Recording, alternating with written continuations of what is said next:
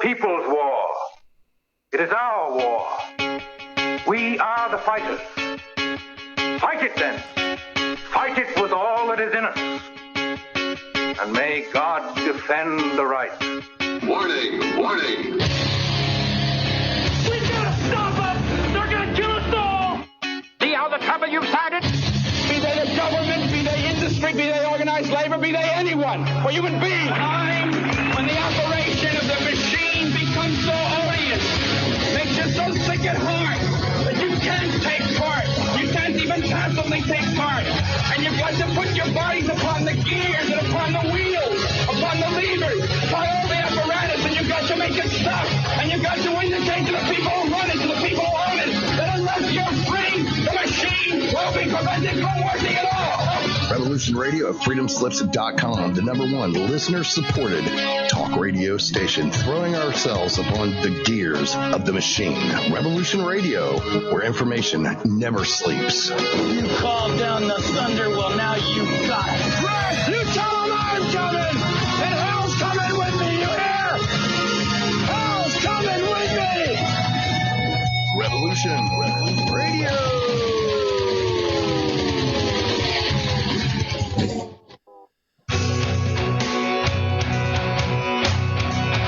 All right. Thanks for listening while we take that short break here at Revolution Radio, freedomslips.com. And now we're going to get back to your host. Greetings, everyone. Welcome to America Free Radio, part of the Revolution Radio Network. Let's get started.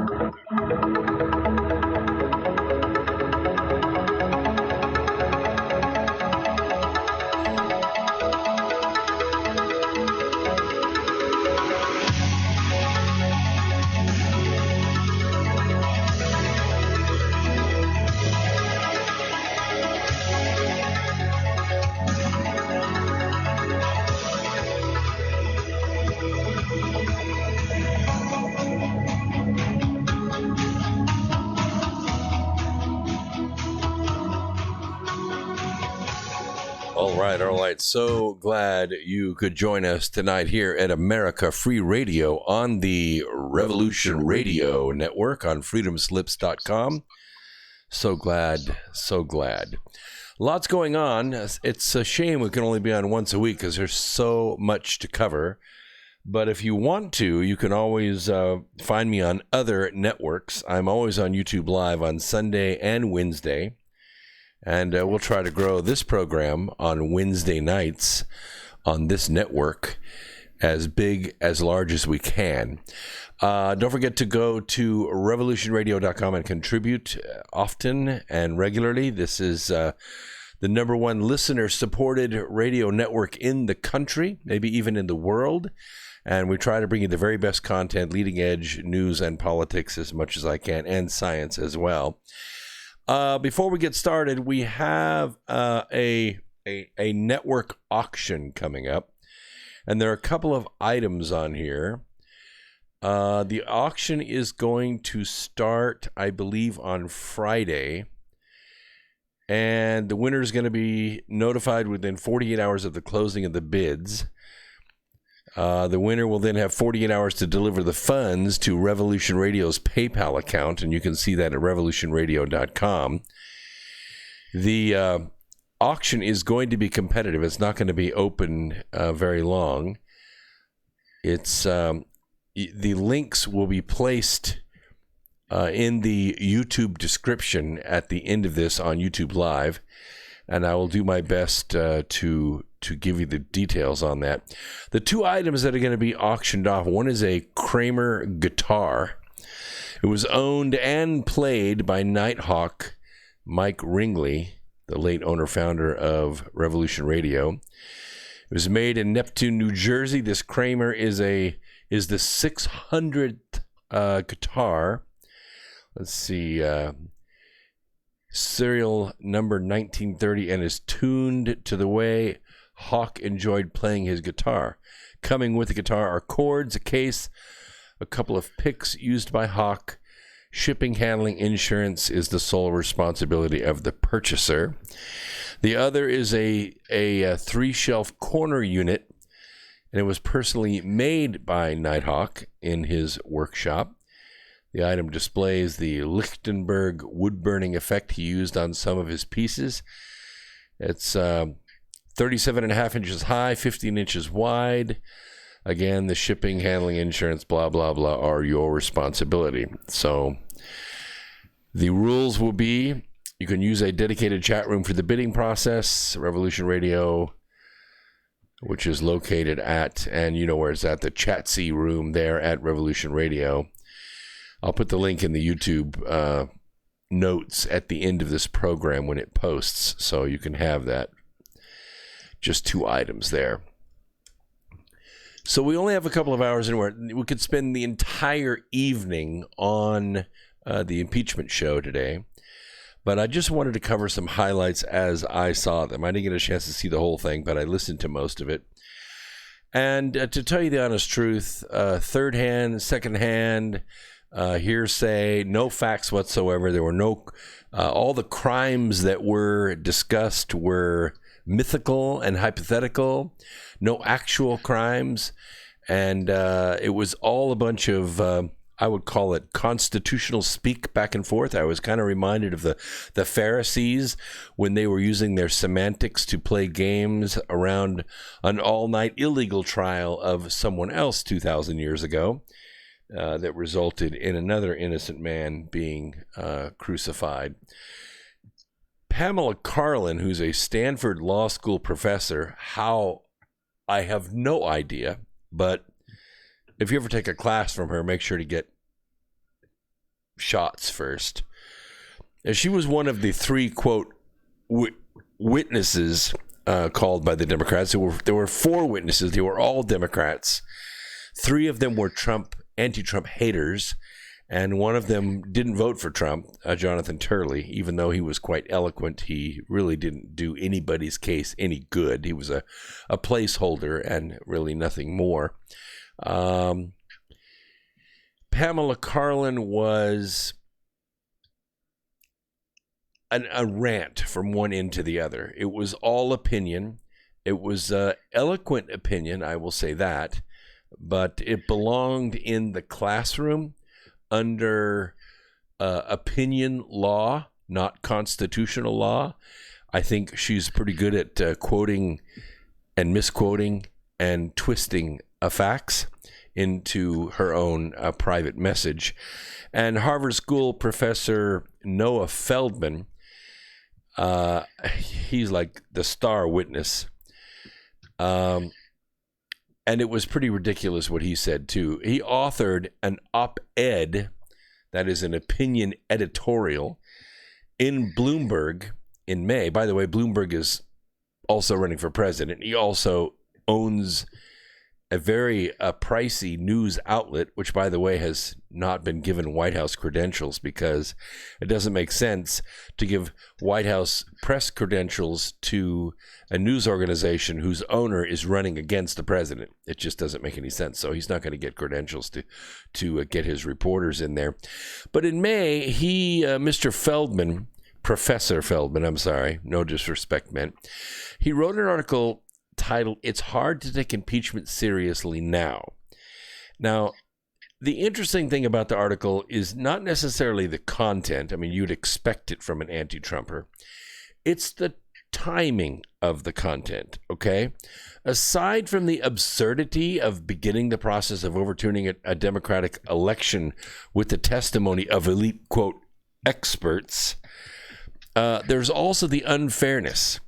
Democrats called 3 of the witnesses and allowed Republicans only 1, and for the life of me, don't know why they chose Jonathan Turley, but in any case, the article was written in September of 2017. Now, you remember that the election was November of 2016, right? And the inauguration was in early 2017, right?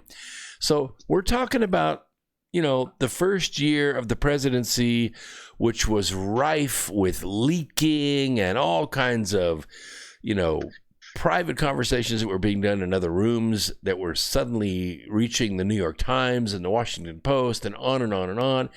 And all of a sudden, the head of the NSA goes over to Trump Tower and said, look, guys, here's the thing. I think you're being wiretapped. You need to get out of this building and go find someplace else. This whole place is wired. Of course, you know what happened. President Trump immediately tweeted out that he was being wiretapped. Now, here's the interesting thing. In this article that Noah Feldman wrote in the New York Review of Books, in which he argued that Trump should be impeached on a variety of grounds. Now, this is September of 2017 now, including defamation. Yeah, defamation. Like, I don't even think defamation is an impeachable offense, but let me continue. Defamation, starting with a tweet in which Trump falsely accused Barack Obama of tapping his phones. Because presidents, while in office, are immune from civil lawsuits regarding their official acts, impeachment is the only remedy for a president who makes unsupported charges of criminality against his predecessor. Trump also made defamatory attacks on James Comey in a recent New York Times interview, accusing Comey of lying to Congress under oath and attempting to blackmail him by threatening to expose the dossier on him prepared before the election by a former MI6 officer. The interesting thing about it, Mr. Feldman, is the wiretapping turned out to be true. Yeah, and it was kind of interesting because there were a lot of talking heads in those days, especially a lot of Democrat talking heads that were saying, that's preposterous. Why, nothing like that could happen. If it did happen, it would be a serious thing. It did happen, and it was a serious thing. But, of course, after it was revealed that it happened, then all of a sudden it wasn't a serious thing anymore. Trump's accusation was not false. On Inauguration Day itself, the New York Times ran a top story with an all-caps headline declaring that Trump aides had been wiretapped.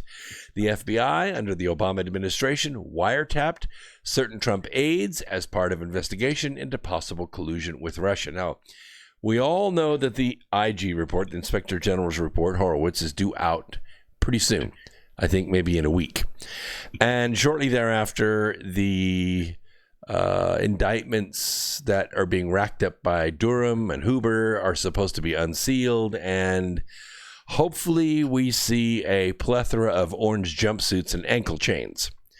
Not saying that's what's going to happen, but just let me draw this for you so that you can see what this is turning into in 2020. Because what we see now is the posturing of two forces. One of the forces is using the 17 intelligence agencies, departments, bureaus, and administrations inside our government as a weapon against a president that won in an electoral landslide, President Trump.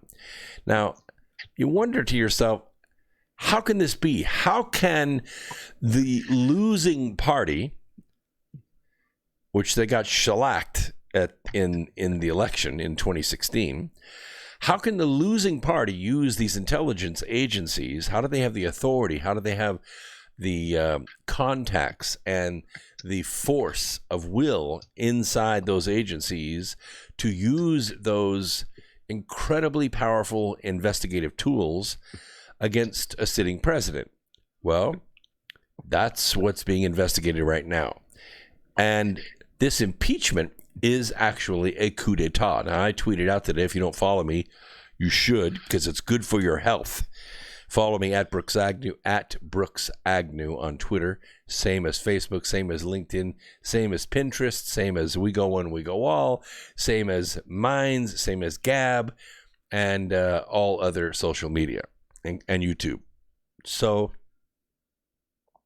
I tweeted out today that the Democrats using their partisan hacks to overthrow the American government by abusing the tool of impeachment is a very dangerous thing. and that I did not fear a landslide in 2020. I feared a revolution. And I think that's where the temperament of the country is headed. Now, I have to think to myself, why? First of all, why would we do that? Second of all, why would anyone push the country into that situation? And then I have to realize, oh my gosh, right. I wrote 4 books on this. I wrote the book, Charm of Favor, a true story of the rise of the Clinton crime syndicate. And in that book, I clearly revealed what I call the global syndicate. Now, they don't call themselves the global syndicate. You guys call them the Illuminati. You call them the powers that be. You call them all kinds of things. But this is the word for them. They have ruled the world for 5,000 years. I'm not kidding. They ruled the world for 5,000 years, usually through one man and his wooden ships. His navies, his armies, they ruled the world. And that happened all the way up until 1787. In 1776, we declared independence. We fought a war over it. But in 1787, we formed a new form of government called the Constitutional Republic. Now, it's not a democracy. It is a republic. It is made from a balance of voters between the population of each state and the electors in that state actually doing the voting. What does this do? Well, it allows states like Nebraska and South Dakota and Tennessee and Kentucky and Alabama and Louisiana a voice. It allows them to vote. Now, you heard recently Elizabeth Warren said she wants to be the last president elected with the Electoral College. In her second term, she wants to be elected by the popular vote. I'm so sorry, Liz, but that is not up to you. That actually takes 3/4 of the states to ratify. That would call for an amendment to the Constitution. Now, you have to think to yourself, Liz, come on, use your head now. Stop with the rhetoric. Stop with the pink shawl around the neck and all of the, wide-eyed fake Cherokee stuff. Think. Why would 3/4 of the states throw away their right to vote? Why would they? Why would the states in, quote, flyover country allow 57 coastal counties to determine who runs the country? Well, they wouldn't. They wouldn't. The 6 states that contain those 57 counties can't outnumber the 44 states. 44 states would never ratify something like that. There is no way South Carolina is going to give up their right to vote. There's no way Montana or Idaho or Wyoming or New Mexico is going to give up their right to vote. They're just not going to do it. The citizens of those states want to be able to elect a president as well. And that's why it's never going to happen, Liz. But let me get back to my story here, because it's important that you understand this, because then you're going to understand why what is happening is happening. In 1787, once that convention was done and the Constitution was ratified, they were asked, what form of government do we have? And I think Benjamin Franklin said, a republic if you can keep it.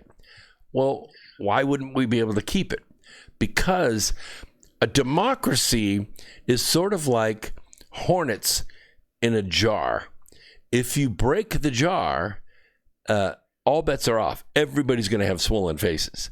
This is what a democracy does. When a democracy is allowed to vote unchecked, without any kind of balance, without any kind of ability to allow the individual the vote, it's mob rule.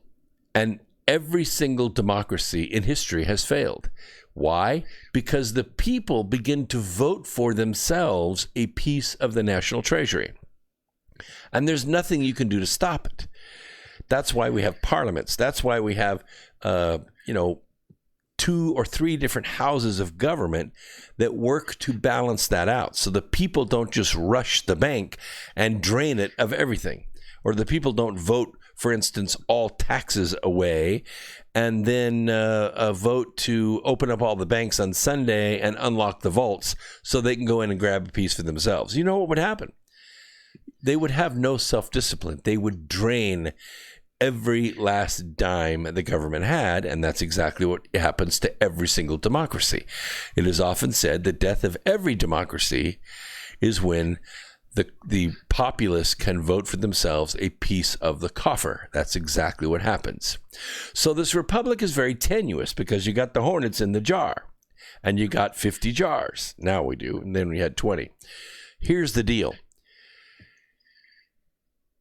United States that were then working in cooperation with one another, using a federal government to do the interstate work and the extra national work, that is to say international work for the states, representing them, guarding them with a navy, providing them an army, providing for the general welfare of a nation, giving it much more power than just 20 separate colonies in close proximity with one another.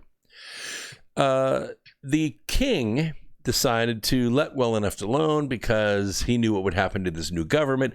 Everybody would get greedy. It would devolve into a bunch of partisan bickering, and it would destroy itself. Well, sorry to say that capitalism worked very well, and the country was a booming. And by 1812, the king got a little bit frustrated. He wasn't getting his tax money, and he moved back in to assert himself and to put in a central bank charter. This time, though, the Navy was a little bit stronger, and we fought to a draw. Neither country really won the War of 1812. The bank charter did get signed, and the king decided to withdraw. So in 1848, 36 years later, the Anti-Federalists decided to form what's known as the DNC, the Democratic National Committee. 5 years later, they put the Tariff of Abominations in place, and they split the country apart. A million Americans died trying to put it back together. Several times after that, they tried to destroy America. Why? Because America is based on unalienable rights. They're based on rights the king cannot do away with. They're based on rights that come from God. They're based on rights that are inside each and every one of us. And once you've had a taste of it, you don't want to give it up. Once you've been free, once you're able to own your own stuff and plant your own crops, build your own house, fix your own car, build your own car for that matter, you don't want to give up that right. It's very tough to get back. The problem is that ever since the country was put back together in 1865, the country has become kind of a shining city on a hill. That is to say, everybody in the world wants to live here. Not because the weather is great. I mean, the weather is fine in most of the country, but that's not why. The reason they want to be here is because they want a ranch. They want a forest. They want their own space. They want a title. They don't care if they have to squat in the middle of the desert and hack it out of sand. They want it for themselves. Everyone wants that in the world. The only trouble is you can't have that pretty much anywhere else. In Europe, yes, you can own your own home, but if you don't own a home, chances are you're not going to get a home. There's no pathway from the street or from the factory to owning your own home. There's no dream like there is here. And so everybody wants to come here. In other words, the people that have been ruling the world for 5,000 years, they want their world back. They want their world back. They want it the way they had it before, with one guy with a crown or a sash or a mental disease, one guy ruling the world. One person, unimpeachable, serving for life. That's the way they like it.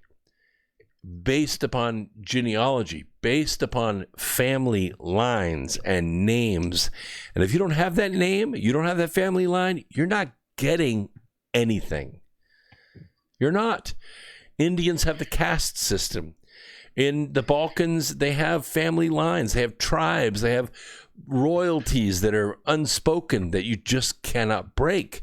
If you're a Cooper, you're a Cooper. If you're a Smith, you're a Smith. You know, if you're a Bilderberg, you're a Bilderberg. That's the way it is. And it's not that way here in this country. In this country, you don't even have to speak English and you can build a fine business. You don't even have to graduate high school and you can build an empire. Of course, if you do get in school, you do build the skills, it's limitless as to what you can buy, what you can achieve, what you can build, what kind of legacy you can leave for yourself and your family, even if you come here with $10 in your pocket or nothing in your pocket. And the point is that this global syndicate is using every tool at its disposal to destroy America. They almost had it. The country was relegated to about 1% growth, which is nothing. It was frozen. It was stagnant. It was rotting. And everything was in place. All they needed was the leader to take them the rest of the way and start erasing the state lines. That's all they had to do. And they thought they had it won. They thought they had it done. The issue is that Trump won. Hillary did not win. The plan didn't get finished. And as soon as Trump got into office, he was able to do something about what he's been seeing for the last 30 years getting built. We saw it too, but we can't do anything about it. Donald Trump could. And Donald Trump put his life aside, his retirement aside, his golden years aside to beat that global syndicate that had a strong foothold inside our government through controlling the agencies, departments, bureaus, and administrations. Yes, he is tearing apart the government that they built, because the next step was to dissolve the state lines, turn the governors into basically county managers, and only run everything from the federal government. And it was almost done. Almost done. Unfortunately for them, it was all criminal. It was all illegal. And there were billions and billions and billions of dollars of taxpayer money that was stolen from the American taxpayer and even from the countries that it was supposed to be going to as foreign aid.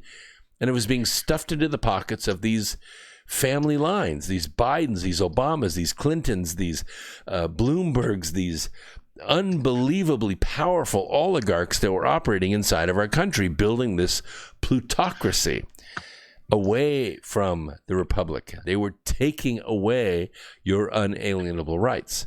It started in 9/11 and it worked until now. So we find ourselves in this situation where they're now using the process of impeachment to overthrow America. They're impeaching America. Oh, you think they're impeaching Donald Trump, but they're not. They're impeaching you. They're impeaching your vote. You're 63 million Americans that elected a president and wanted 2 or 3 things done. You wanted the wall. You wanted the swamp drained, right? These are the 2 big things. You wanted taxes rolled back. You wanted to get out of all these international boondoggles like the Paris climate accords, and you want to get out of the Iran nuclear deal and all this stupid stuff that was draining billions of dollars away from us, and we were getting nothing for it. We were basically sending billions of dollars through the pockets of all these little nonprofits and all these little NGOs, these non-governmental organizations that were draining us dry and making themselves rich. And we wanted to get away from that. So we elected Donald Trump to go in there and do it because he said he could do it. And has he done it? No, he hasn't done it. The wall's barely getting built. The swamp just is filthy and nasty and smelly and rotten as it has always been. Well, maybe the water level's gone down a little bit, but all that means is that the turds are now visible. They're not below the surface where they were before. It's now one festering, stinking cesspool in the entire Beltway. And we're sick of it. America's sick of it. The world's sick of it, and they want to see it go away. So here's some crucial questions that Republicans could have asked if they had the chance. I think largely they kind of shined the whole thing today. Jim Jordan was rather brilliant. He has a way of putting it all into one little neat package. They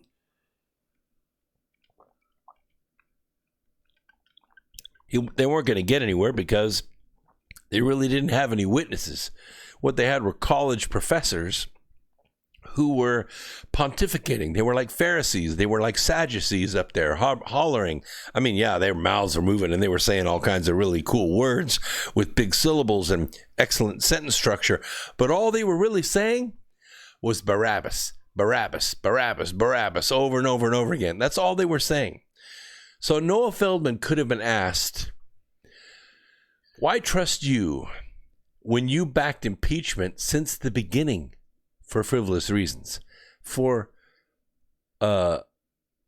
defamation? Seriously? You're going to impeach a president for defamation? You're a college professor.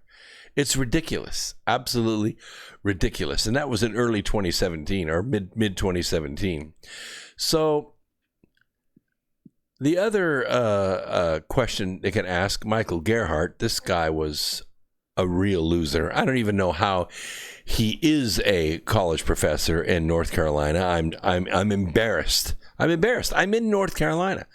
I have a lawyer living inside the house, and this guy is an embarrassment.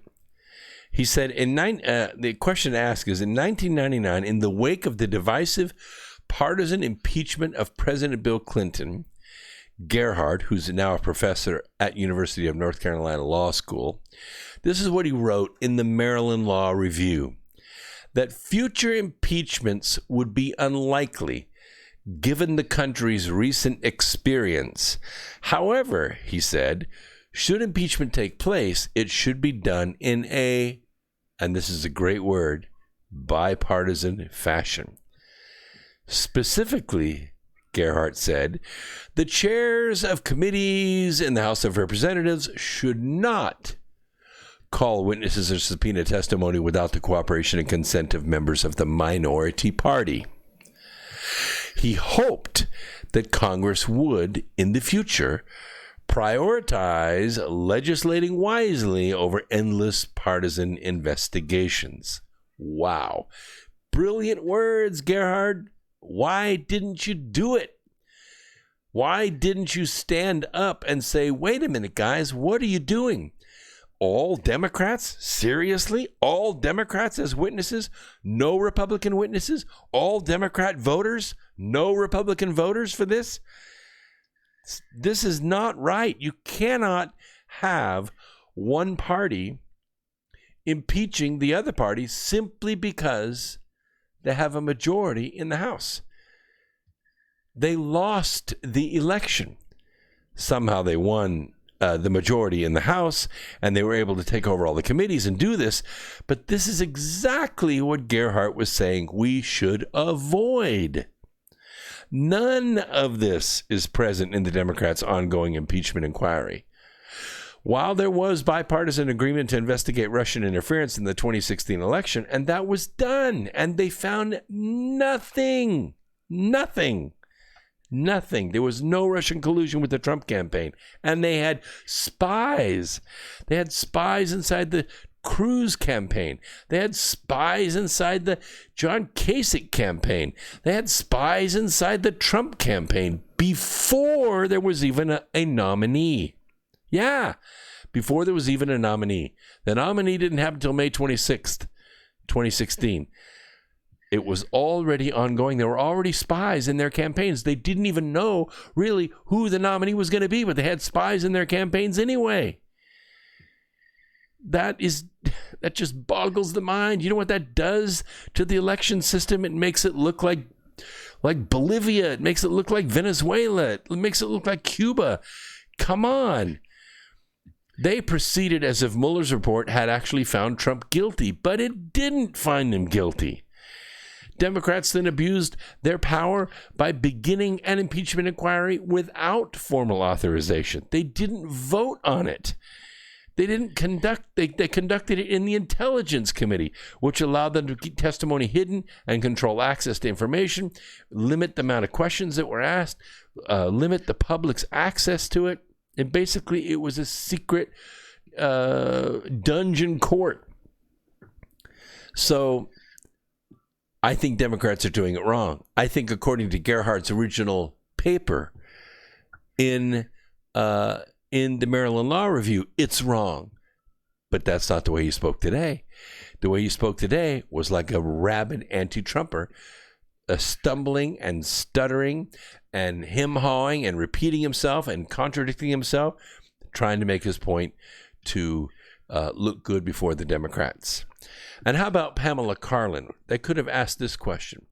Why doesn't your partisan bias disqualify you from acting as a credible witness? You know, you can't really have a witness come on and be incredibly involved in a bias against the person that's being tried. She's a professor at Stanford Law School, and this is what she said in May of 2017. This is a year after President Trump became the nominee and about 4 months after he was inaugurated. President Trump was behaving extraordinarily badly in firing FBI Director James Comey, a firing that Democrats had previously actually demanded. And that was subsequently justified by the Department of Justice Inspector General's investigation of how Comey mishandled the investigation of Hillary Clinton's emails. We all saw that. Everybody saw that. Everybody was going, oh my gosh, you got to get rid of this guy. Trump waited a little bit too long and then fired him, and really there was no way he could do anything right. Schumer was going to criticize him anyway. But in addition, Karlan has apparently donated $1,000 to the presidential campaign of Pocahontas. Yeah, of Elizabeth Warren, a woman who said if she's elected, she'll do away with the Electoral College. How can you have a witness in an impeachment trial or an impeachment hearing, an impeachment inquiry, that has given money to the opponent of the person that she's, trying to testify about? She is the only one of the 4 witnesses to have contributed to a presidential candidate, according to current Federal Election Commission data. She clearly has a stake in the outcome of the impeachment hearings, which is called bias. It's called conflict of interest. And in the election beyond. You know why? Well, not because Warren's her friend, because Warren would probably put Miss Karlan on the Supreme Court. And that is it's crazy. It is crazy how corrupt this gets. Jonathan Turley, they could have asked him, why are Democrats impeaching Trump on the narrowest basis in American history? And I think he could very eloquently answer that and, of course, eat up all the Republicans' time and not actually say anything. The point is that what we're watching in the impeachment show is something that's probably going to end up in several articles of impeachment based not on fact, based on third-hand, second-hand, hearsay, or speculation, or suppositions, or presumptions, or assumptions, but no facts. There are no recordings, no written anything, no quid quo pro, no bribery, no nothing. Just words, nothing except that. Now, if this goes to a vote in the House, then House Democrats have a choice. Now, 2 of them have already made a choice to join the Republicans and decent Americans and say, we cannot allow this. We just cannot allow this process to go forward. But the rest of them, including, I'm sorry to say, Tulsi Gabbard actually is, I think, pretty smart. And actually, I think she's a pretty good American. I mean, she's obviously been in harm's way. She's obviously sacrificed her freedom in order to put on a uniform and go serve. But she missed an opportunity to distinguish herself. Tulsi Gabbard could have said no. She could have said present, but she didn't. She voted with the socialists. She voted in lockstep with Pelosi's socialists. And so Tulsi Gabbard's done. She's finished. Her political career is over. She might as well not even run for re-election because she won't get reelected, but she darn sure should drop out as a presidential candidate.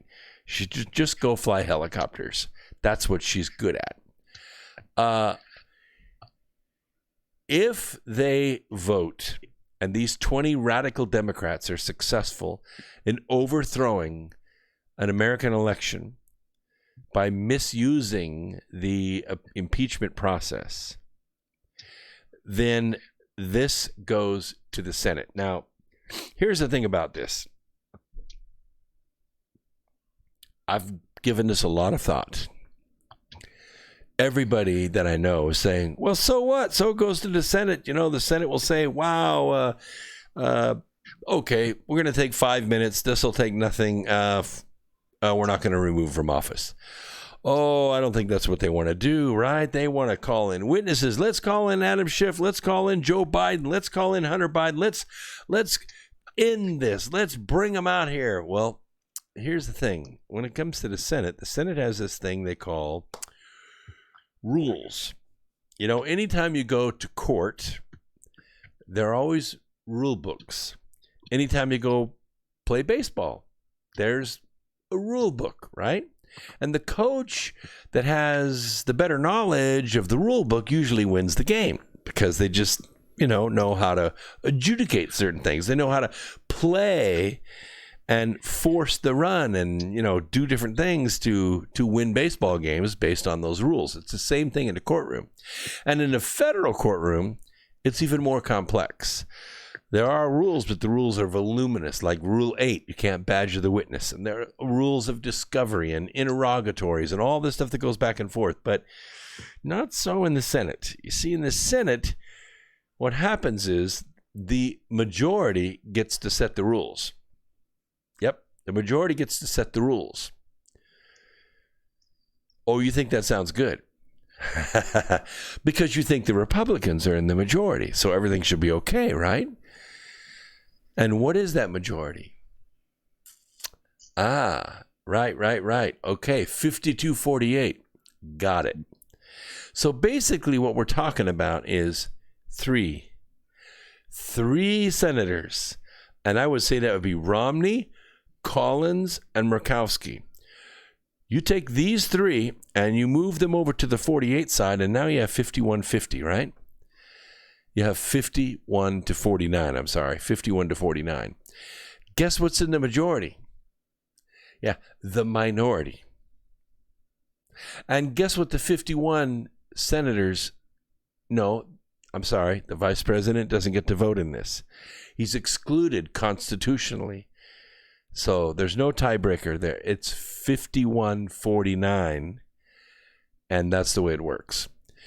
So these 51 senators, which include 3 Republicans, 48 Democrats, all voting in lockstep now, they get to set the rules. And the first rule that they're going to say is, well, we want to make all the votes secret. Yep, secret ballot. Otherwise, there's, this country's too partisan, too many things going on, too much of a risk to each individual senator. We're going to make this secret. We want to make it secret because I don't want any retribution. I don't want any demonstrations in front of my house. The Democrats don't mind, but Republicans do. They don't want it. So they make it a secret ballot. Now it gets easier. Now, they don't just rule right away on the impeachment. No. They're going to set rules. And the rules will be something like this. Rule number 1. The only person on trial here is Donald Trump. Yep. Nobody else is on trial, and that means no questions can be asked of anybody that will, in essence, put them on trial. No putting any witnesses on trial, no asking anybody else any questions, no interrogatories, none of that. It's only Donald Trump that's on trial. Rule number 2, no elected official or the elected official's family can be called as a witness. Can't do that. Rule number 3, nobody that's a political candidate for president or their family can be called as a witness. I'll be considered meddling in the election, and we're not going to take any part in that here in this Senate. Nope. Rule number 4, no foreign leader or the staff of any foreign leader or the family of any foreign leader can be called as a witness in this court, because that would be considered foreign meddling in an election, and we're not going to have that in the Senate. Those 4 rules would make it very easy for the Senate to say, I think it's about time we've had enough of this Trump thing. And they would remove him from office. Now you say, well, I don't think that would fly so well with the majority of the country. I mean, what about those 306 electoral votes? What about that? Well, yeah, what about that indeed? The thing is, the 306 electoral votes are a whole lot different than the other electoral votes. The Republicans, the conservatives, the Americans are a whole lot different person, a whole lot different citizen than the others. The others are prone to violence. Yes, they are. 59%, the polls are already out, 59% say that the left, if they don't get their way, they become violent. Had any discussions with one lately? Really? I can tell you what the second sentence contains. Well, it doesn't matter who says the first one. The second sentence contains name-calling by the left to the Americans. It does. It happens to me. I have a very intelligent way of speaking. I can hold a civil conversation without raising my voice. But the instant I do, here come the expletives. Here come the stupid. Here come the name calling. And it's happened. It's happened in my class reunion. It happened everywhere. That's what happens. The left is violent, not the right. The 306 electoral votes will say, oh, well, we tried. We'll see you in 2020. We'll see you in November. Well, how are we going to do that exactly? Who's going to be the nominee in 2020? I'll tell you what 242 years of history says. 242 years of history says it ain't going to be an impeached president. Not going to happen. An impeached president has never won the nomination.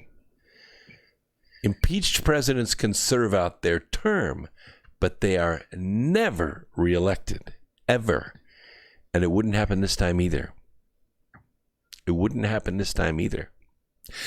You see, the one thing that we have today that we didn't have in years past, today we have 6 media moguls, 6 media conglomerates that all get their talking points from one source.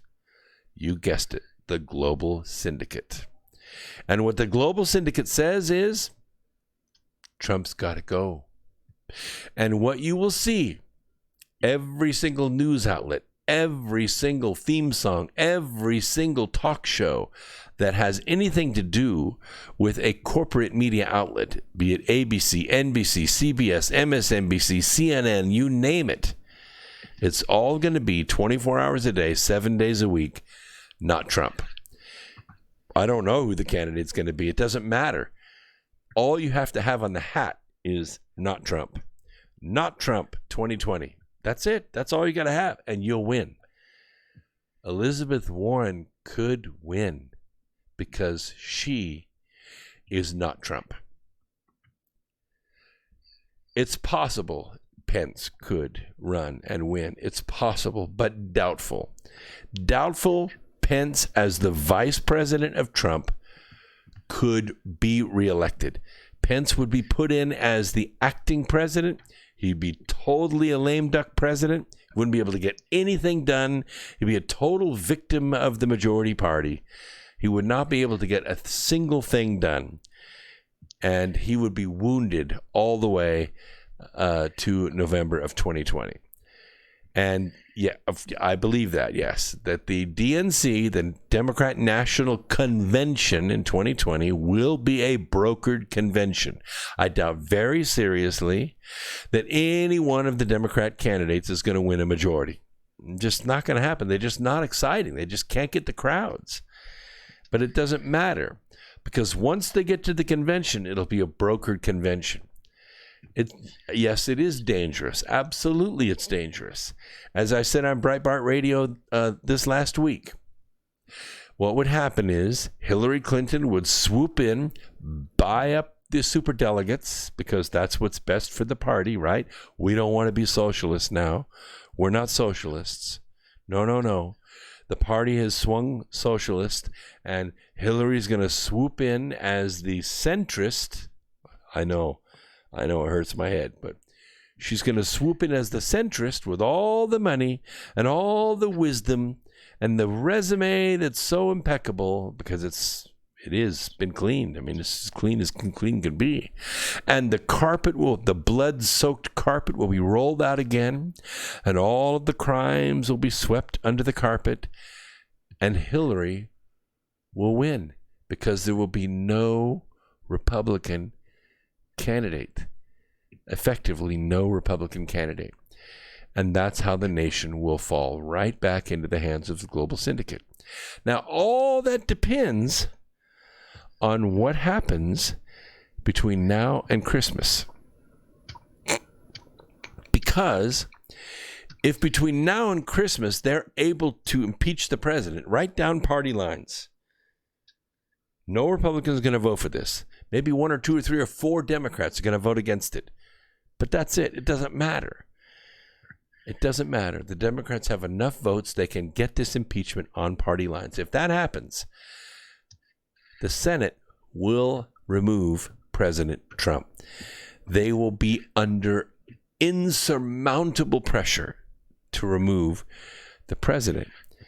Why do you think Nancy Pelosi went to Spain this week? She went to Spain in the middle of this rancor. She went to Spain. Why? Because it's the climate change summit, right? And what did she say? Gee, the weather's great today. Nope. She said, we're in. No, Nancy, we're out. The president said it. We're out. But she said, no, we're in. And let me just put in the brackets here what she's really saying. Pay no attention to the man in the orange hair. Pay no attention to him. He's not going to be president anymore. I'm president.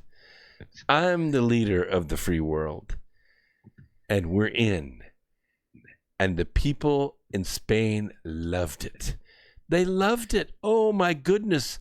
The headwaters of all the money of our organization. She says they're in. We're all going to be rich. And we'll get that sun to behave itself. Yep, we'll mount an offensive against the weather everywhere. We'll defeat it. We'll use bullets if we have to. Yes, we're going to beat that climate no matter what. We're going to kill every carbon atom in this world. I know, it sounds stupid because it is stupid. We're in, she says, when we're really out. In the next hour, I'm going to cover a subject that's kind of, I'm sort of an expert on it. We wrote 4 books on it, the Arc of Millions of Years series on the advent of 2012, the sort of end of the last century. It was supposed to be the end of the age. Some mighty, mighty things were supposed to happen in the world. And we were, going to have a change in Earth structure. And what did that really mean? What were the ancients trying to tell us? What were the Mayans trying to tell us? What were the Egyptians, the Babylonians, the Phoenicians, the Toltecs, the Zapotecs? What were they trying to tell us about our day now? Why did they build all those things? Why did they write all those things? Why did they make the wheel of time? Why did they make the Mayan calendar? because they were trying to explain to us, or maybe we were trying to leave for ourselves in the future, some clue as to what was going to happen so that we could get ready, so we could posture, so we could remember who we are. Well, we're going to cover that in the next hour, and I think it's pretty interesting. Thanks, everybody, for being in the chat room of YouTube Live, because we are on, of course, the Revolution Radio Network, and this is freedomslips.com in Studio A. But you are also able to interact with me on YouTube Live. So MG is out there. Let's see, Chuck Barnes out there, Matrix Adjustment. Terry is out there on the West Coast. Who else do we have here? Resident 4, that's what it is, yes. And don't forget, down there at the little bottom, you see that square with the $sign in? You know what that is, don't you? That's the top chat. If you click that, you can put anything in there from $99 to $99,000. Anything you put in there is most appreciated, and I will, of course, highlight your comment. I do follow the metals market a little bit, but it is not as volatile as people think it is. It's more shorted, both silver and gold. I would recommend, if you have liquid cash over 90 days in any of your accounts, that you convert 25% of that cash to silver. It will protect you if there's any volatility in that. We'll take a quick break in about 40 seconds, and we will come back and talk about, was history supposed to end at the turn of the century? We'll talk about some of the exalted experts out there and what we think was supposed to happen. Where are we going with respect to socialism? And we could call it capitalism, but I'd like to call it Americanism, because we have a little bit different slant on that. It's not capitalism run amok the way people like to say. It is something much more uplifting and glorious than that, all based on service to others. We'll take a quick break, and we'll be back with more America Free Radio. I'm your host, Brooks Agnew. Hang in there, you YouTubers, while we break for a commercial. Be right back. Oh, wait a minute. We've got about a little bit more. Should be breaking in right now. All right, we'll be right back.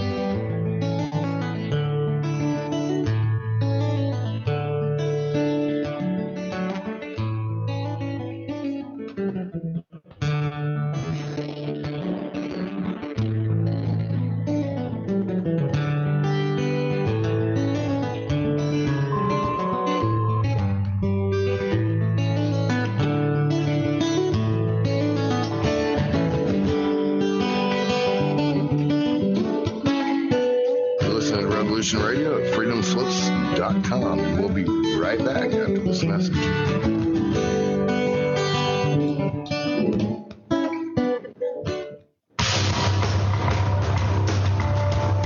Hello, my name is Mr. Rowe. I am the host of Reality Extraction on Revolution Radio at freedomslips.com. I utilize logic, intellect, and magic to methodically autonomize, vivisect, analyze, examine, study, scrutinize, and extract an essence of reality from a fog of illusion and confusion. You can find me on Studio B every Thursday at 1700 hours Pacific Time. That's 8 p.m. Eastern. No topic taboo, no subject too strange. I strive to take a neutral standpoint during the dissection of the topic at hand. That's Reality Extraction with Mr. Rowe on Revolution Radio.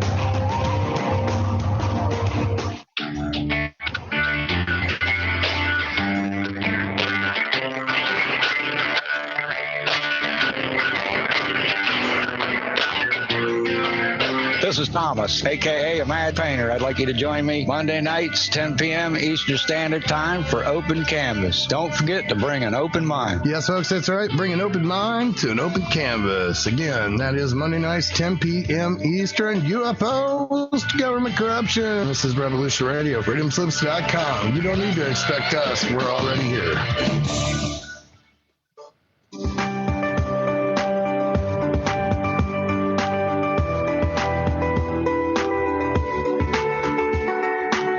Transcending time and space, let us take you to the place inside your mind where thoughts divide and mysteries unwind. Join us every Monday evening right here on Revolution Radio at freedomslips.com from 8 to 10 p.m. Eastern Time. And you will catch the Fenton Perspective with our great host, Lorian Fenton. Come listen in as she shares her amazing stories from the past to present, along with all of her guest secrets to the future. That's the Fenton Perspective every Monday evening right here from 8 to 10 p.m. Eastern Time, only on Revolution Radio. Oh, and you don't need to expect us. We're already here.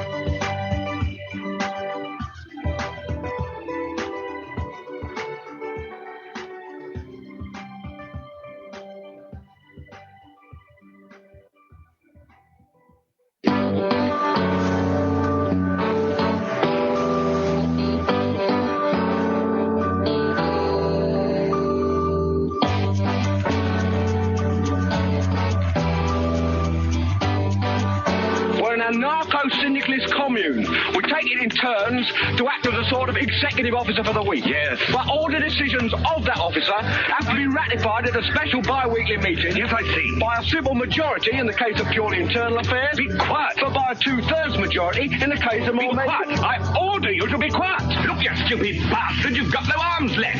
Yes, I have. Look! It's just a flesh wound. I don't believe I've seen such a display of courage, skill, nerve, grace, and stupidity. I'll do you for that. Oh, what? Come here. What are you going to do, bleed on me? I'm invincible. You're a loony. The Black Knight always triumphs. Roundtable Live, Monday through Friday, 1 a.m. till 4 a.m. Eastern Time. Bring your voice. Arthur had nothing us. Revolution. Go freedomslips.com.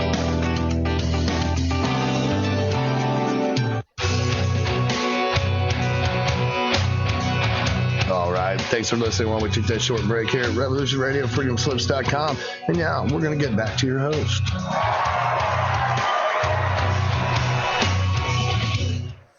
Hey, welcome back. X Squared Radio. This is the America Free Radio studio on the Revolution Radio Network on freedomslips.com. Welcome back to the program for the final hour. If you want to write to me, it's easy to do. It's Agnew at x2-radio.com, Agnew at x2-radio.com. And don't forget, it is the Christmas season, so I'm going to leave up there on YouTube. You'll see the rotating book covers there, beginning with Alienated Nation, Remembering the Future. I have 10 books in print. 7 of them are bestsellers. These will be in rotation up there during this hour. You can always find them on Amazon, Barnes & Noble. They're available in paperback, hardback, and Kindle. And if you buy any of those versions, I will give you the audio version for free. So if you're not a good reader, don't worry about it. I read it for you. And you can share it with people who are visually impaired. I have lots of people that have written me over the last couple of years how much they have enjoyed the audio version of the books. We are working on bringing the Birth Trilogy to film, and hopefully we'll have some announcements on that next year. Also, one more announcement. Many of you have followed me over the years, and we have talked about the North Pole Inner Earth Expedition. Some of you know it as the Hollow Earth Expedition. I'm sure if you go to YouTube and put in Hollow Earth, you can watch for days and days and days all the videos and all the videos of audios that we have done over the last 13 years on the Hollow Earth expedition. It is a very expensive, very far-reaching expedition. Well, guess what? We've set a date for August of 2021. I know that's 20 months away, but this is how long it takes to put these things together. Here's the good news. We're going to televise the entire thing. Beginning this month, we're going to start uploading exclusive video to our Hollow Earth TV channel. You'll get announcements on this in the coming weeks, but if you go to our website, which is North Pole Inner Earth Expedition, it's short for that, it's NPIEE.com, NPIEE.com. We'll put the link down below in the video of this YouTube tonight so you can get to it. But if you go to that website, you can sign up. Yes, you can sign up. And for almost nothing, you can access those videos, exclusive videos, never been seen before by anyone. There will be Arctic and Antarctic information in there because my co-expedition leader is none other than Brad Olson. That's correct. And this will all be networked through sci-spy.tv. That's SCI-SPI, sci-spy, like scientific spiritual, .tv. We'll put the link in the description of this YouTube. If you go there, it costs you nothing right now. Costs you nothing. Just put in your name, email address, country, and zip code, and we will contact you back with ways to get access to those videos. I promise you'll like them. Now, yes, we do get asked that from time to time. I want to go. I want to go. Yes, we will make 20 beds available on the ship for this 10 to 15 day expedition. I know it's not much, but it's all we can do. We have so many scientists that we're bringing. We just get one shot at this. And we've been working on this for 13 years to put all this information together, take all this film, about 4,000 hours of video in 10 days, 10 to 15 days, and then we will mix all that down into a series of 1 hour shows that you can watch over a period of, well, you can binge them, I guess, if you do that. Like, I never do that, except on Netflix, Amazon, and other shows like that, other outlets like that.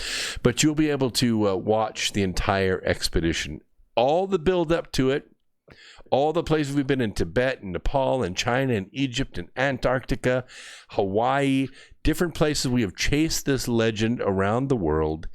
It is not available anywhere. You will not see it on Discovery Channel. You will never see it on History Channel or Nat Geo Channel. This is our stuff.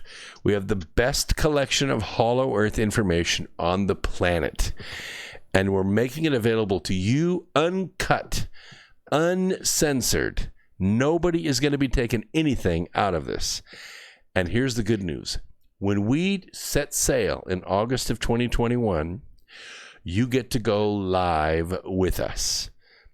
You can watch anywhere from 1 to 4 live streaming channels from the ship. And what we see, you see. It does not get any better than that. You get all the visual without the seasickness. So stay tuned. If you're interested in that, write me, Agnew at x2-radio.com. And don't forget to go to the website, NPIEE.com.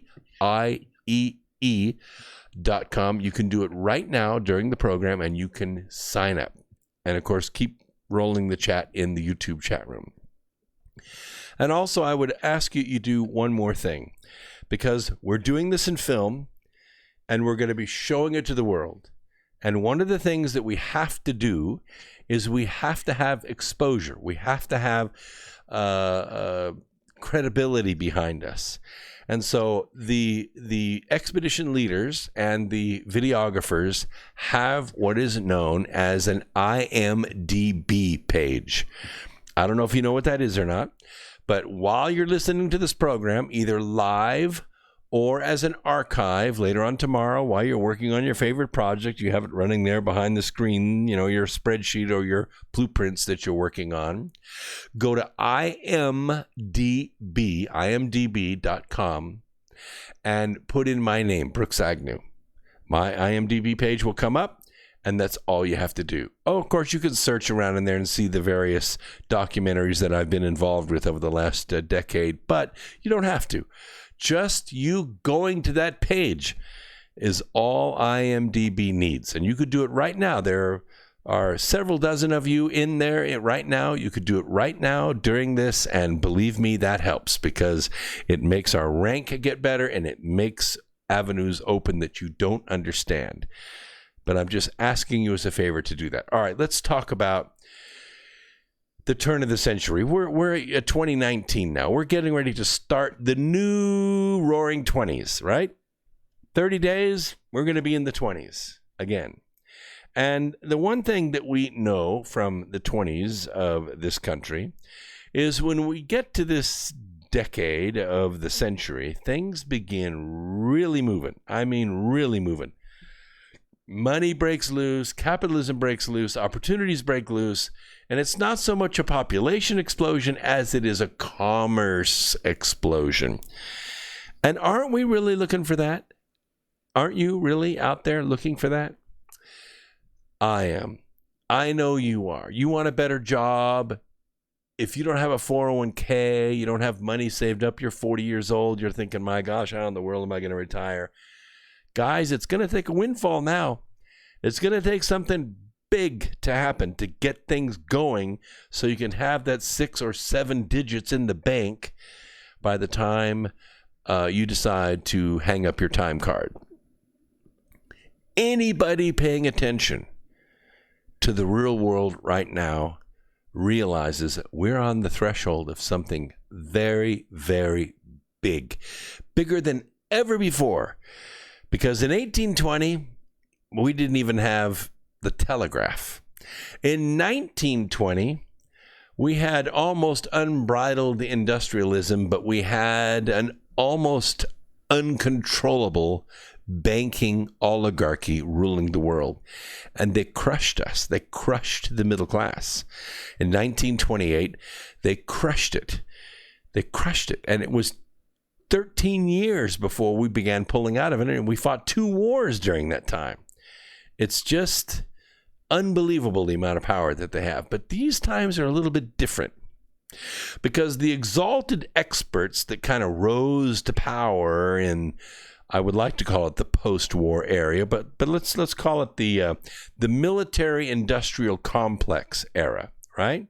Because after 1945, we're not at war all the time, but we're building war all the time, right? President Trump just got back from Europe. What was he doing? He was talking about NATO, the North Atlantic Treaty Organization. Yeah, they're building an army, a big one. They've had one for a while. Of course, we've been footing the bill most of the time, but the other countries now have to put their money up. Now 130 billion plus, 400 billion over 4 or 5 years. It's an incredible amount of money to build an incredibly huge, powerful, high-tech army and Navy and Air Force. For what? To defend ourselves against what? Against Russia. Russia's a gas station posing as a country.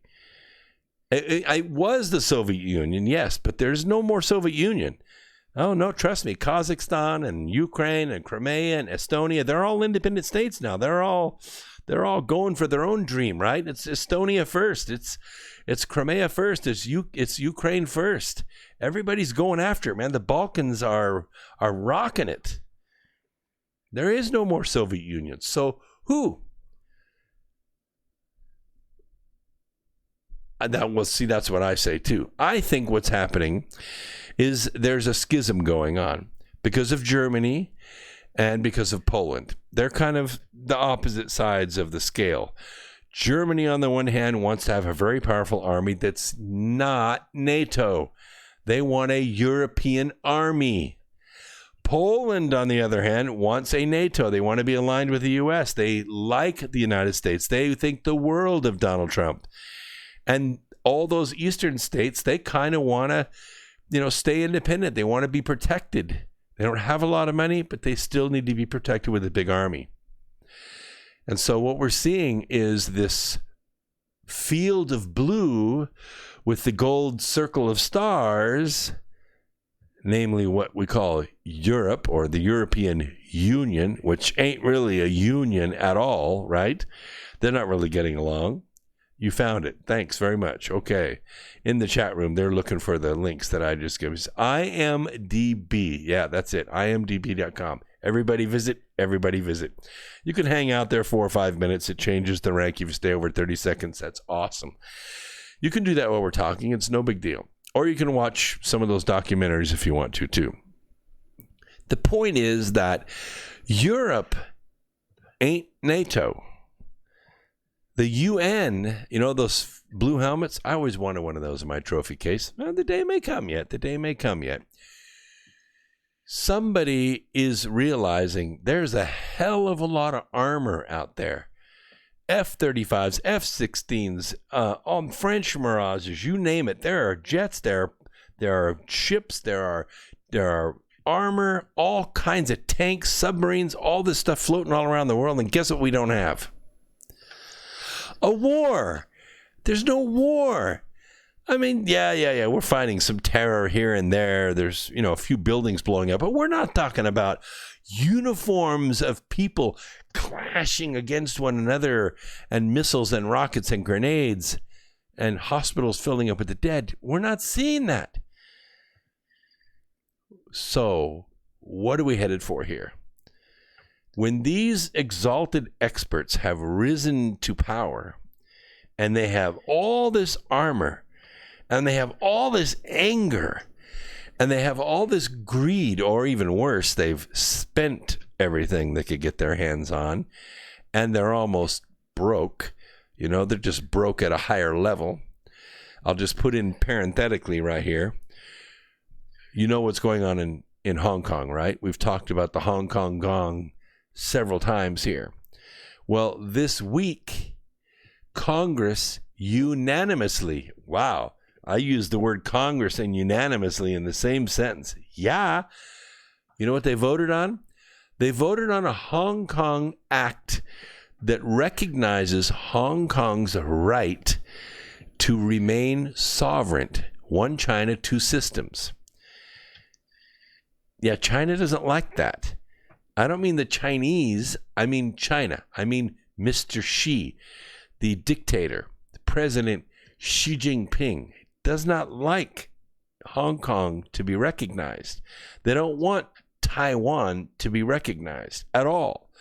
It's Chinese. It belongs to China. Well, there's a little bit of a disagreement over this. So these exalted experts who have risen to power and they've built this gigantic state-based system. And yes, some of it's in China, some of it's in Europe, some of it's in the United States, some of it's in South America, although that's really irrelevant right at the moment. The point is that they're imposing their planning schemes across many sectors of economic life. Look what China is doing. China is putting what they call facial recognition software forcing it into your phones. So you cannot turn your phones on without the facial recognition software. Now, today we have, you can use your index finger, but that's not the same. I mean, if the police want to recognize you, they don't make you hold up your index finger, right? What they want to be able to do is surveil you on the sidewalk or while you're driving your car. They want some camera to look in your windshield and say, aha, there he is. He's traveling from here to here to here to here. Why do they need to do that? Because if you commit a crime, what they're going to do is follow you from where you committed the crime all the way back to where you live or where you eat or where you sleep, and they're going to arrest you. All that's been working very well, right? All that's been working very well. We can follow the guy with the white T-shirt and the black pants and the beard from the point at which he shot up the restaurant in downtown France or downtown Paris, and we can follow him all the way back to his apartment and arrest his buddies too. But that doesn't really help the people in the restaurant now, does it? They're dead. I mean, the crime is done. What they really want to do is they want to stop that crime from occurring in the first place, especially if that crime is against the state. Yes. They don't really care that much about the people in the restaurant. They care about the state. They don't want people to attack the state. Yes, they could. They could chase you down after you attack the state, like they are in Hong Kong right now. But what they really want to do is they want to recognize you before you commit that crime. Well, how can that be? What can they do? Well, you see, they look at your face, they match it with your phone, which is what you're paying everything with now these days, or with your card that's linked to your phone or your phone account. And every single time you buy whiskey or ammunition for your 9mm, or go to the gun range and rent the range with your card, or vote Republican, they profile you.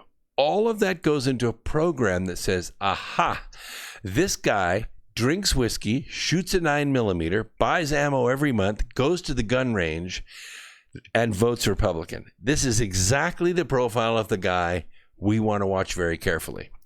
In fact, I think we ought to just bring him in for questioning. Yeah, now you see where we're going with this. Because the model that they're trying to operate in Hong Kong is, once we bring you in for questioning, we're not going to hold you in the local jail down here in the corner of 101st and Wang Street in Hong Kong. No. We're going to put you on a train, and you're going to the mainland, and you ain't never coming back. You may have a kidney we want. You may have something else we want. You may have the ability to work in a mine, or work in a factory, or work in a forest or a farm, but you're not going back to Hong Kong, not to cause trouble. And now you begin to see how this model works. So the problem is that as this state gets bigger and more powerful and more intrusive, and we can no longer have free conversations like this on America Free Radio, is that it begins to impose on people's lives. It begins to impose on people's property. And people don't like that. Or rather, they're going to put up with it just so long, and then they're going to reach this perception threshold, and they're not going to take it anymore. They're going to vote, they're going to revolt, or very quietly, they're going to withdraw. And when they withdraw, this is when things get very dangerous for the state. Because the state likes to build an apparatus. And even though the efforts really began about 86 years ago, almost a century, but officially about 86 years ago in 1933. I say that because that's when Roosevelt took his inauguration. And in 1933, he began enacting what I call the agency government. Hang on a second. So, in 1933, agencies, departments, bureaus, and administrations began being put in place by the federal government under the auspices of the president, answering to the president. Nobody else, just the president. FBI, president. Department of Justice, sorry, president. CIA, president. I have to be careful about that, don't I? Because we're not talking about really the president. Because when the FBI was formed in 1935, it wasn't given the same charter that you are when you go in the army and you raise your right hand and say, I promise to uphold and defend the Constitution against all enemies, foreign and domestic. No. That's not what happens. In the FBI, they don't take that oath. In the FBI, you take the oath to defend the interests of the United States of America. You are defending the interests of the country. But what exactly does that mean? You know, I got this book, you know, Common Sense, right? I've been all through this. I read the Constitution in the back of it. Back here in the back of it is the Constitution. And you know what? I can't find that. I can't find what is the interests of the country. The interests of the country is exactly what the president says it is. That's what the interest of the country is. So the FBI was put in place by a very powerful Democrat president in his first term, and he served 4 terms. Actually died in his 4th term, but that's a long, long time. I mean, Roosevelt was like always president. And the FBI was there to defend the Democrat Party. And guess what, Earth Explorers? The FBI has always been the opposition research firm for the Democrat Party. They didn't become corrupt. They were founded in corruption. They've always been corrupt. Why do you think the FBI records were found in Hillary Clinton's personal residence with her fingerprints on it? Oh, and Vince Foster's, but he doesn't count. He's dead. Why? Because they were doing opposition research for the Democrat Party. That's why. Why do you think they go and never get arrested? Why do you think people that are about to testify against them in some court in Washington, D.C. or before Congress, they're cut to pieces in a hotel bathtub? Because the FBI is doing the opposition research work for the Democrat Party.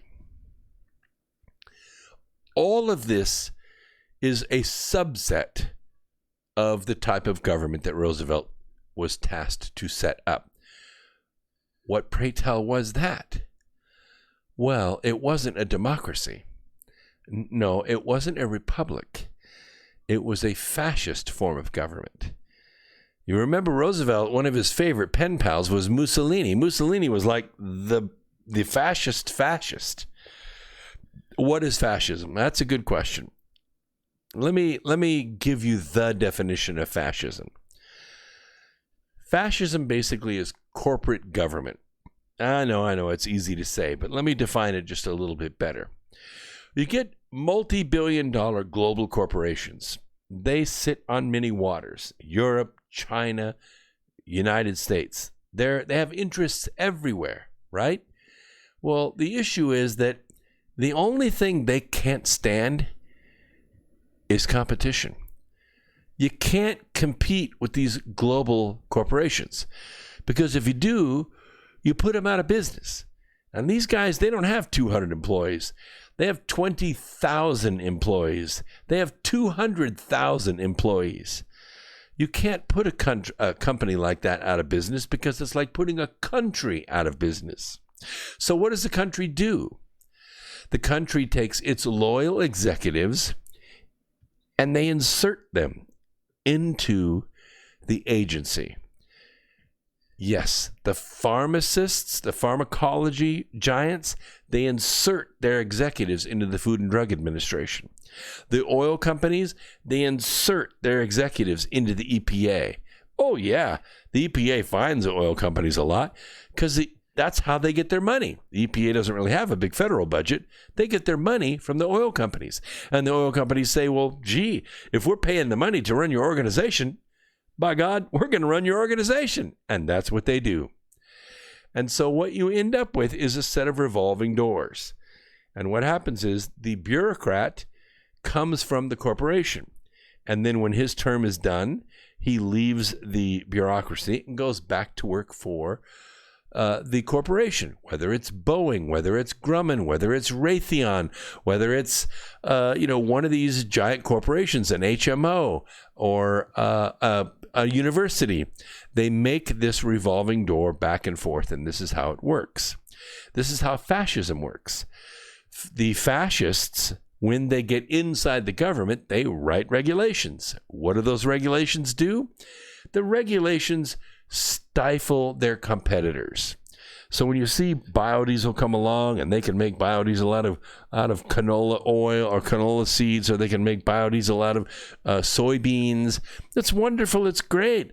It's all organic. It's like sunshine in your gas tank.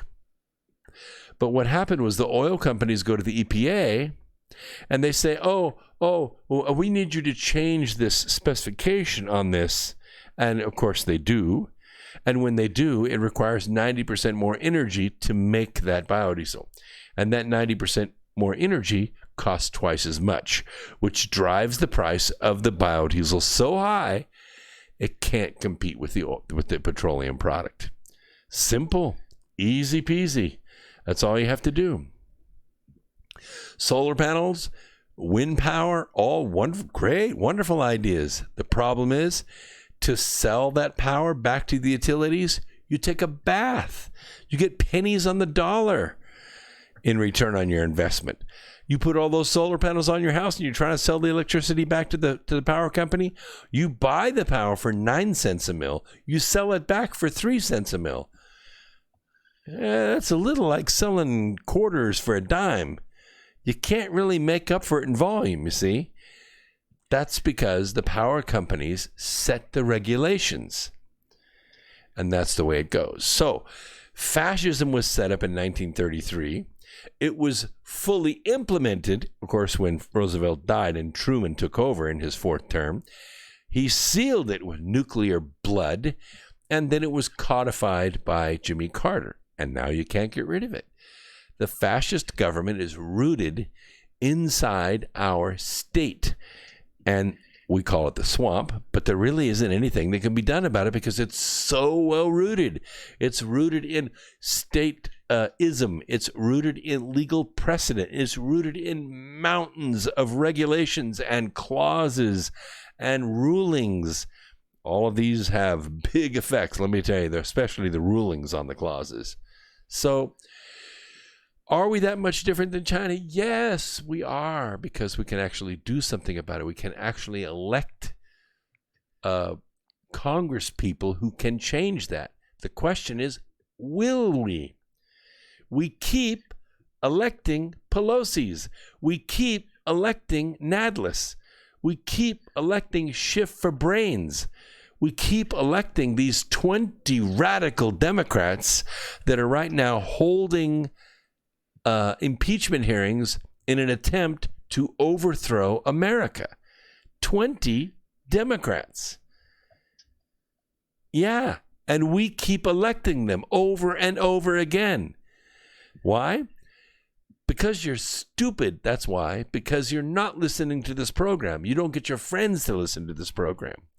So by the time socialism in China or the Soviet Union or Eastern Europe is abruptly swept off the map, this devastating blow of this top-down control, this overarching oligarchy that rules this world, it's going to pose a really inconvenient problem. And the ancients saw this. They realized that in this century, somewhere around this time, we were going to come up against this barrier where these powerful oligarchs that are ruling the world, these plutarchs, these people that think that because of their lineage, because of their family name, they're entitled to rule you. They're entitled to take away your private property. They're entitled to take your 401k, your savings, there's only 600 billionaires in the United States. That's nothing. 600 people? My goodness, I could take their stuff in an afternoon with local cops. It would be over. It would be done with. And who would care? You wouldn't. You wouldn't care, would you? If 40 billionaires had to give up all their holdings and leave with nothing but their heart-shaped underwear, you wouldn't care. You wouldn't stop it. You'd say, nah, hell yeah, give me my piece. Sure you would. Look what they did to Alex Jones. Look what they did to Roger Stone. Oh, they're coming.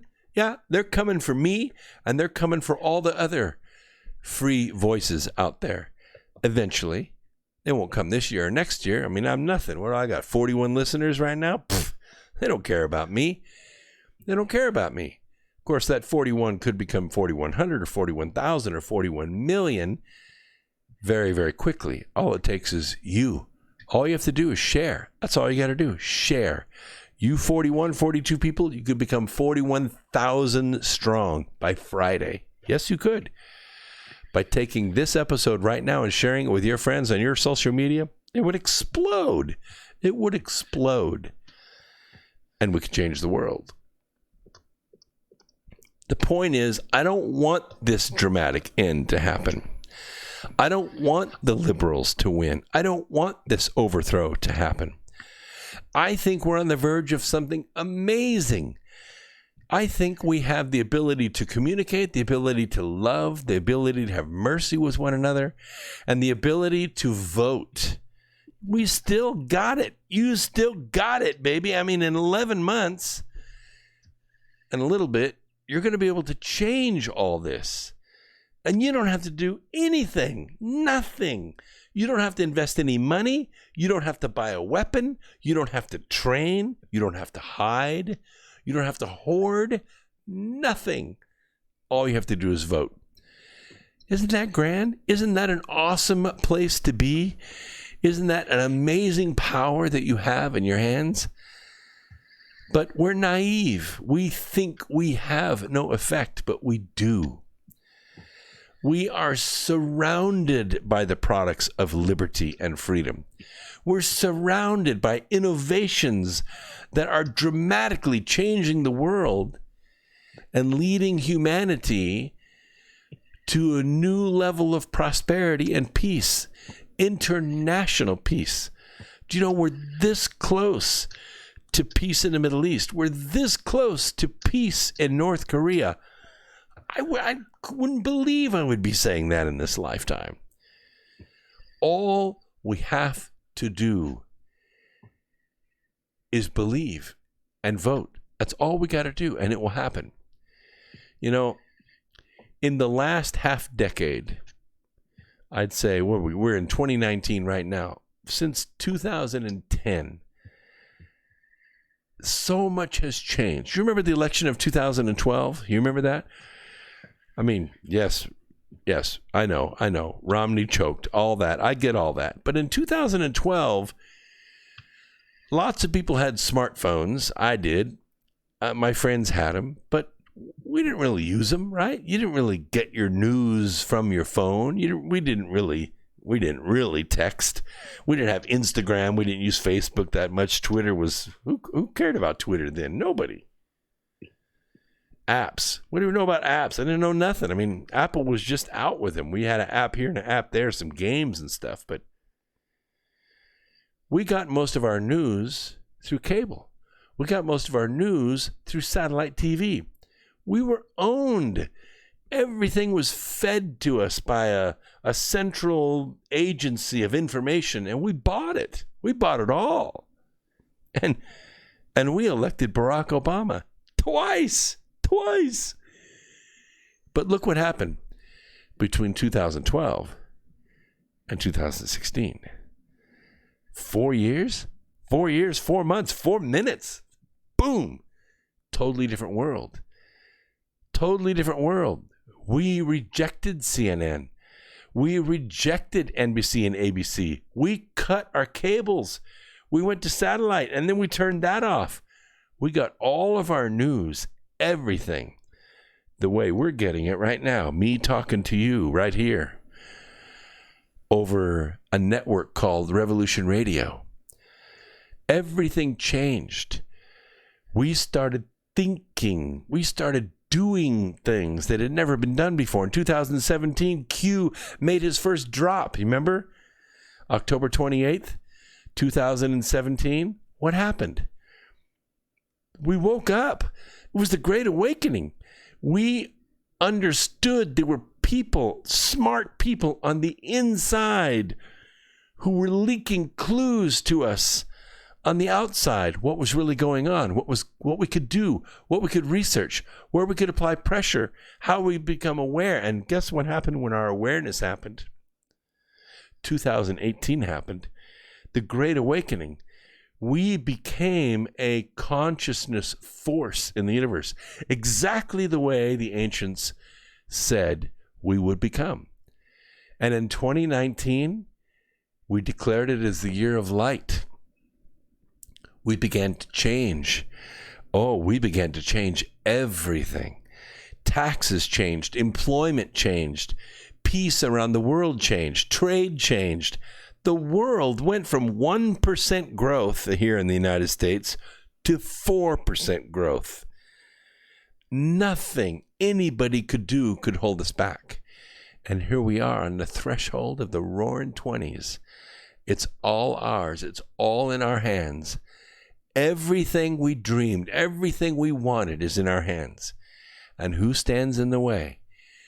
20 radical Democrats. 20 radical Democrats stand in the way of this avalanche of progress. But the 20 radical Democrats represent something called the state.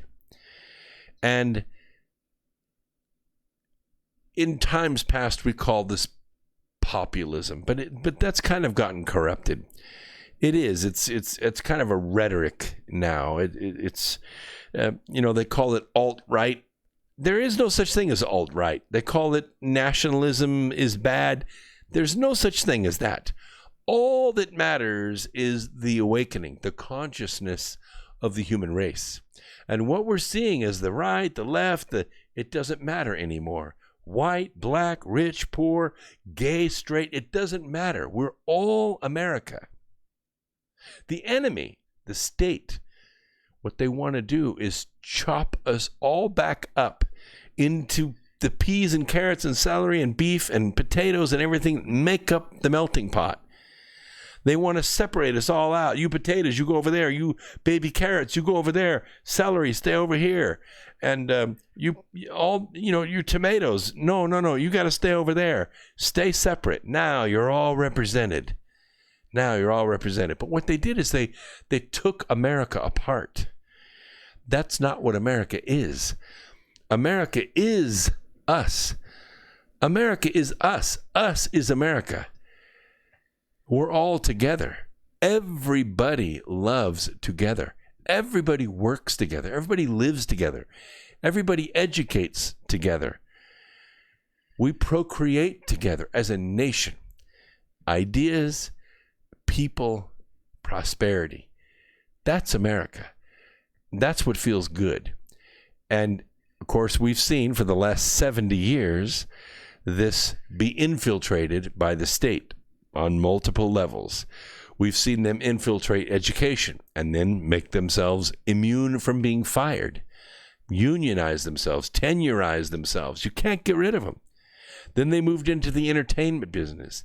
Every studio, every bank, every actor, every scriptwriter that was allowed to put things on the big screen, everything controlled by the state. And then the courts. First, we started with the federal courts. Then we moved to the district and local courts. And then we created a new court called the FISA court, this federal secret court that allows you to investigate foreigners who might be doing things inside this country, the Surveillance Act. Of course, you happen to snare an American now and then, and that's okay. All of these judges were appointed by one guy, Justice Roberts, one guy, and they were all approved by one president or two, Clinton and Obama, and that's it. And you can never remove these guys. They have to die, and they're corrupt, and they're being used to destroy America. And these four institutions must be saved. So here's the problem. You see, the populist has to rely on exactly the same means of control as the managerial elite predecessors from the Social Democrat Project. It's the same exact type of control, but it's a different attitude altogether. The state is the state, and there is no other kind, Control is control, and force is force. I mean, yes, there's lethal force, and there's force that makes you obey, but they breed this division between the powerful and the oppressed. You feel powerful, or do you feel oppressed? Do you feel activated, or do you feel obfuscated? Exactly. You see, state control doesn't work. It never has worked. Socialism is loved by socialists. It's hated by the people who live under it. It takes away our individual, unalienable rights on which we founded this country. And that's why these protests are happening everywhere. That's why we're seeing what is happening in Lebanon. That's why we're seeing what's happening in Saudi Arabia. That's why we're seeing what's happening in France and Germany and what's happening in America, all over the place. We are not protesting against the state just to protest against the state. We're protesting against the global syndicate that's trying to assert itself as a global power and take away our individual sovereignty. When Nancy Pelosi's over there in Spain saying, we're in, that's exactly the kind of opulent global syndicate power that I'm talking about. She's over there with no authority, no right to say what she's saying. And yet she's telling world leaders, the United States is in. Pay no attention to what the president has been saying, because he's not going to be president for long. I'm going to remove him. I'm the one with the power. I'm the one you need to be speaking to. This is what Nancy Pelosi was telling them in Spain. This is what the people are protesting. This is why people held hands all the way across the state, the country of Lebanon, from one end to the other, to oppose this. This is why the yellow vests in France are protesting now month after month. This is why Hong Kong is risking death to protest the global power of China. The answer now is what it always has been. A free society protected from the wiles of these political machines through extreme restraints on the state. We restrain the state, not the other way around. So the next paradigm of history that the ancients saw coming, that you and I now sense as we're having this discussion, once we stop experimenting with these crazy social technologies that are going, these fake paths and all the stuff that we're going down, is that we don't need top-down enforcement. We are sovereign people with a sovereign will, and we have freedom of choice, freedom of speech, and we can decide for ourselves what we're going to be and what we're going to know. Nobody should take that away from us. We call it human liberty, and it's ours, and we're not giving it up. We'll talk more about this next week. I got about 6 minutes. I want to give you some posturing to do as we get ready for the weekend. You can always catch me again on Sunday, basically the same address at America Free Radio at AmericaFreeRadio.com or X Squared Radio. Or you can just put in my name into Google. You can come right back here at YouTube Live. All you have to do is remember to turn that little bell on your YouTube so that you get the notification. When I go live, you'll know it. You can jump right in and you can make comments. And I'm telling you, Dolores, Half Q, Terry, Resonant, let's see, MG is out there. Great thoughts. I appreciate all of this. Yeah, crazy Nancy Pelosi. Okay, I'm not going to repeat that on the air.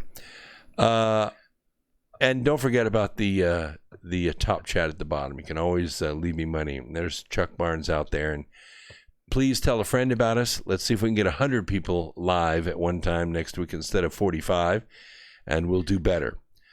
Go out and help others to see the good in you.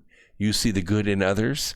Remember, as we're beginning the Christmas season, it does not matter how much you are loved. Sorry, it just doesn't. The only thing that matters is how much you love others. As long as you see life that way, you love others as hard as you possibly can, whether they love you back or not. Remember, even Jesus had enemies. And that's the way he lived, and that's the way you should live. Watch your eyes out there. There's a multi-million-dollar ad blitz. It's featuring military veterans. It's urging vulnerable Republicans in swing states to support the impeachment inquiry into President Trump. Don't you fall for it. Don't give money to it.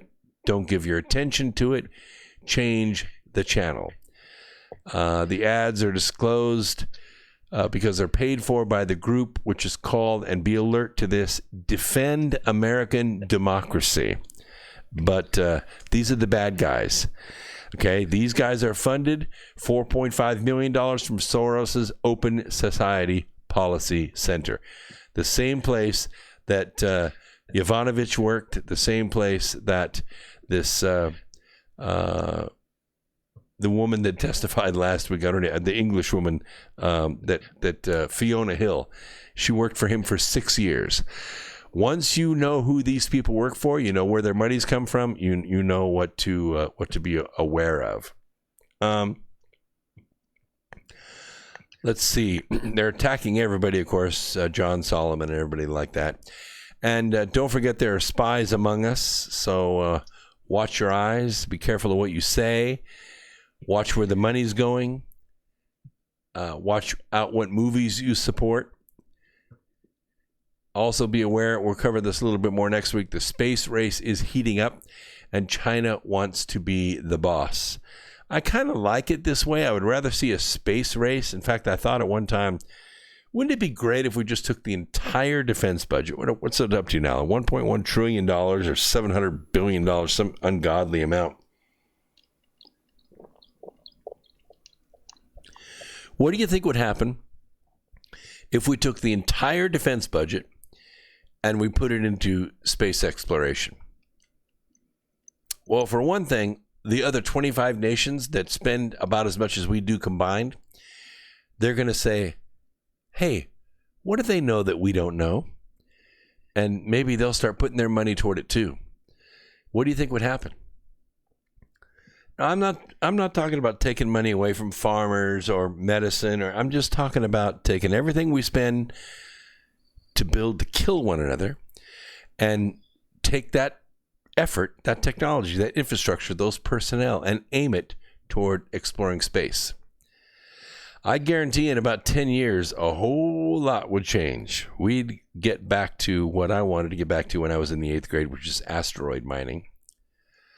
Also coming up in New York, January 4th, I'm going to be speaking at the Hilton Garden Inn in Hamilton, New Jersey.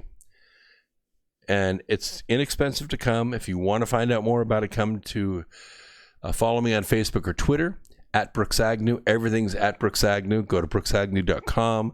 I will put all the announcements there.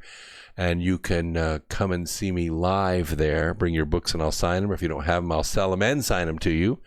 And we'll get you started on your path. And after that, we have the Human Origins Conference coming up in April. We have Contact in the Desert coming up in May. We have events in June. We have 2 events in August. Lots going on. Just keep up with us. I'll keep up with you. And we'll get this done. Let's see here. Of course, China is working to become dominant in space, and they're trying to become dominant with an array of weapons. It's going to be a little bit difficult to do. We have a little space plane we call the X-37B. How many people are familiar with that? Oh, by the way, thank you for the top chat, Terry, $4.99. Everything you say for the next 4 minutes, I will repeat on the air. Thank you so much. Wow. I can keep the lights on now. That's great. Half Q says, I left you a fancy Twitter advertisement, Brooks. Thank you very much. Keep saying that, Brooks, says Dolores. I will. I promise. I'll never stop. And yes, I love you all too.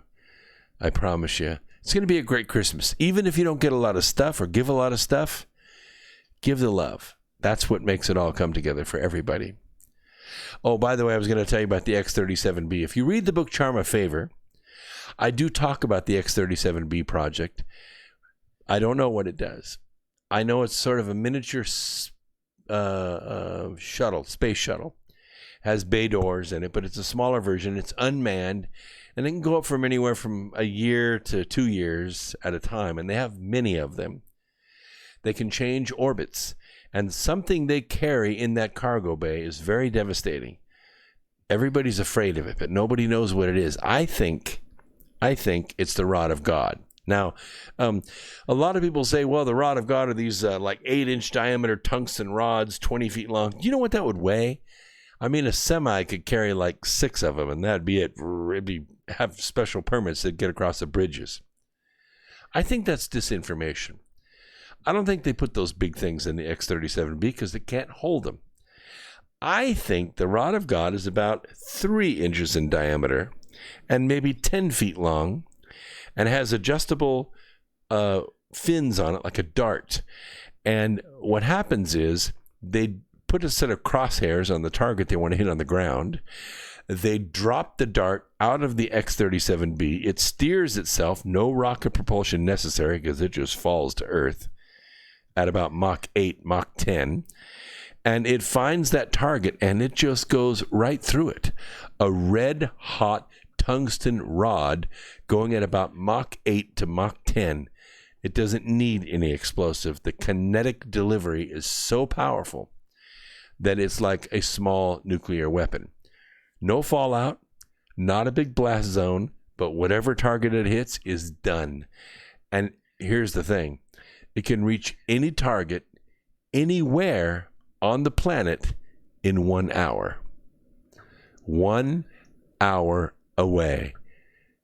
All we have to do is spot it from space, and it's done. This is America Free Radio. I'm Brooks Agnew, your host, saying, peace, Earth Explorers. Go out and look for the good in other people and help it to grow a little every day. Oh my goodness, look at there. David Codwell, $20. I'm watching a star in the making. Where? Here? No. 40 views. It'll soon be 40,000, as it should be.